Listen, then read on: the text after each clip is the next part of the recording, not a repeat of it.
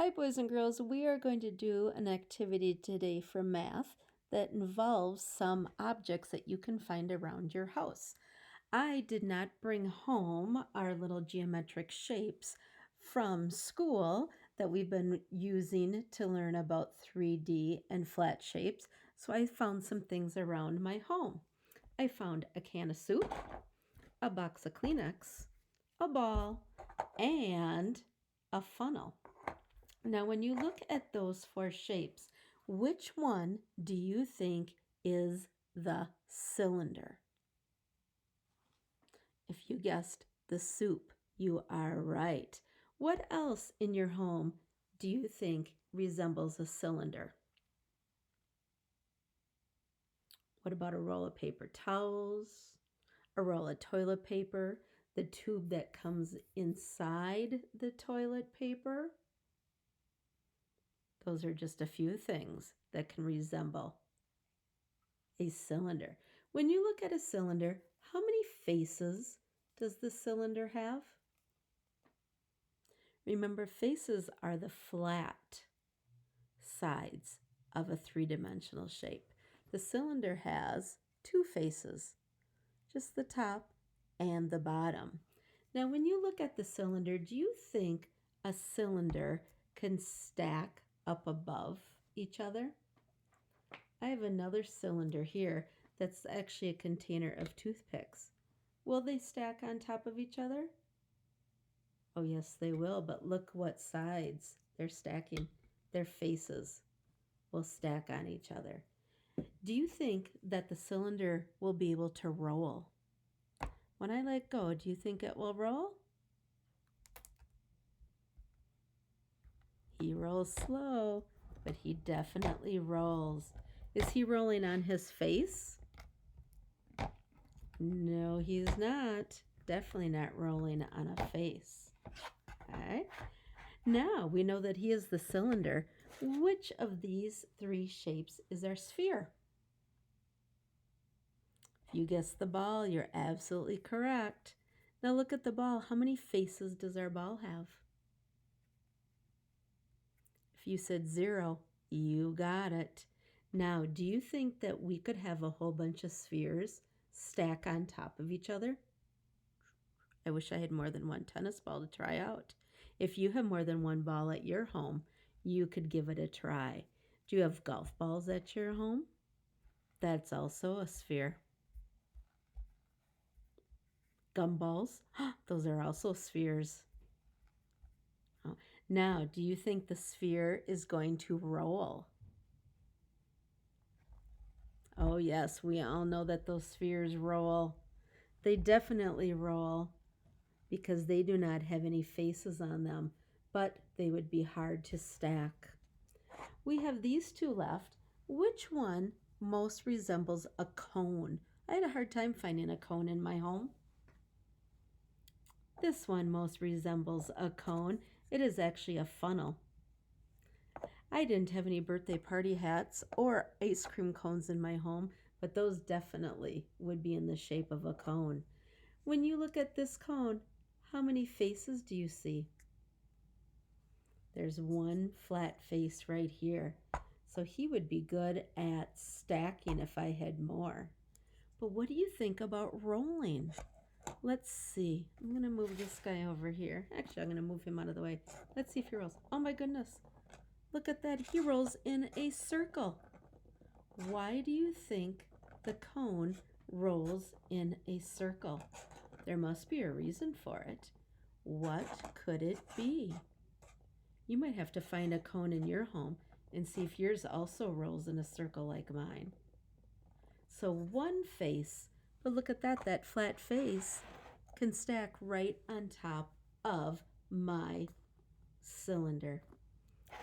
Now, if this was our cylinder, this was our cone, this is our sphere, what do we call my box of Kleenex? If you guessed a cube, you got it. Now, here's a challenge. How many faces does that cube have? We haven't talked about that in over a month. 1, 2, 3, 4, 5, 6 faces on that box of tissues.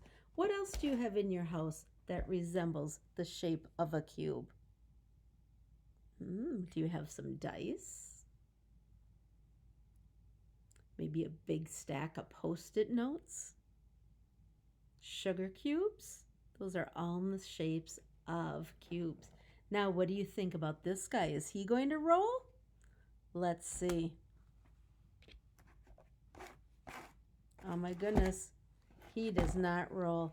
I can turn him over, but because of those flat faces, he will not roll as easily as the cylinder or the sphere.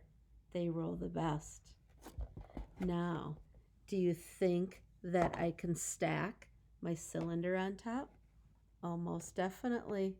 Can I stack my cone on top? Look at that, a great big tower. But do you think my cylinder will go on top of a cone? Oh, nope, he will not go on top at all. If you can find some shapes at your home, you can even play a little guessing game with somebody in your family. You could say, put the cone next to the cube. And you could do that.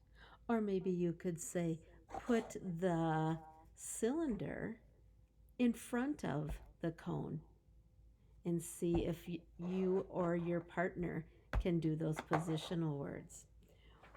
Boys and girls, in your stack of math papers, you have this one, page 283, where you're going to count the faces on each shape and write the number in the box. This little grid down here, it has a question: does it stack? Does it roll? Look at your cube. Did it stack? Yes. We're going to put an X on it. Did it roll? No. We will leave it empty. The sphere, did it stack? No. But did it roll? Yes. Put an X.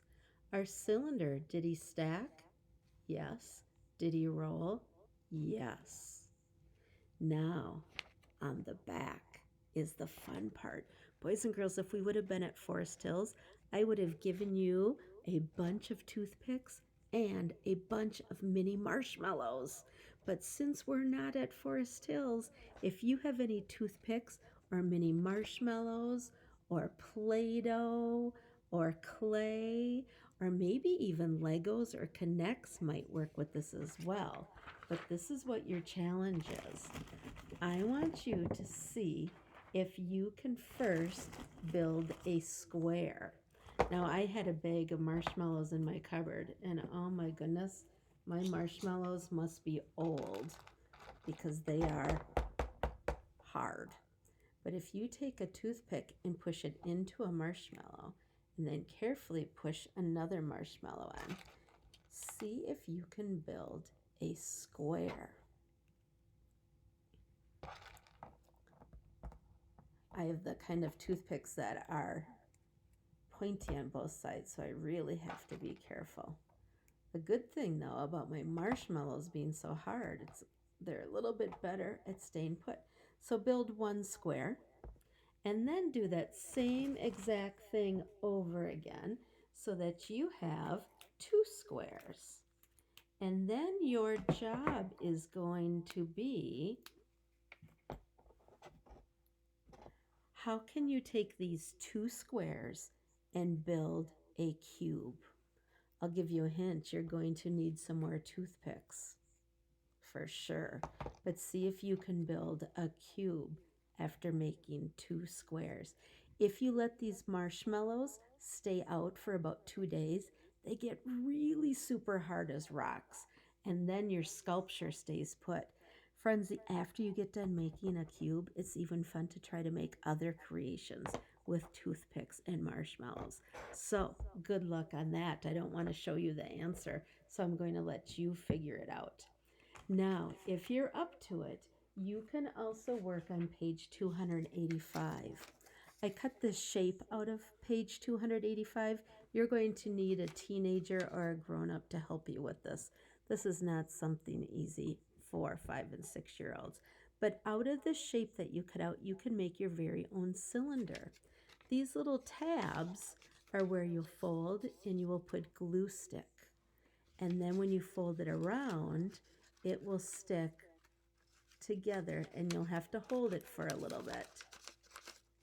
And then you can put glue stick on these little tabs and close the top, and you can make a cylinder by closing the top and the bottom. All right. It's a hard challenge, but you can do it if you want to. So I hope you have tons of fun exploring and building, and go get busy.